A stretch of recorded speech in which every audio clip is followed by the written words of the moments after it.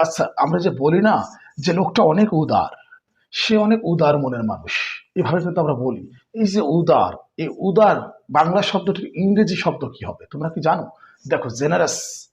Generous শব্দের অর্থ হচ্ছে উদার। আমরা অনেক সময় বলি the man is very generous, লোকটা অনেক উদার। আচ্ছা, ধৈর্যশীল। ধৈর্যশীল এটাকে ইংরেজিতে বলে হচ্ছে প্যাশেন্ট। প্যাশেন্ট মানে ধৈর্যশীল। তাহলে এর বিপরীত শব্দ কি তোমরা কি জানো? দেখো, ইমপ্যাশেন্ট। ইমপ্যাশেন্ট মানে হচ্ছে অধৈর্য। ডেক্সটেরাস। ডেক্সটেরাস মানে হচ্ছে চতুর বা চালাক। ডেক্সটেরাস। দ্য বয় ইজ ভেরি ডেক্সটেরাস বা দ্য ম্যান ইজ ভেরি ডেক্সটেরাস মানে ছেলেটি অথবা লোকটি অনেক চালাক বা চতুর। ডেক্সটেরাস মানে চালাক বা চতুর। ফাঁসি। ফাঁসি শব্দের অর্থ হচ্ছে ব্যস্ততাপূর্ণ। ব্যস্ততাপূর্ণ। আমার মনে হয় বুঝতে পারছো। ঠিক এভাবে নতুন নতুন শব্দ অর্থগুলো তোমাদেরকে শিখতে হবে এবং সেগুলো মুখস্থ রাখতে হবে, মাথায় রাখতে হবে।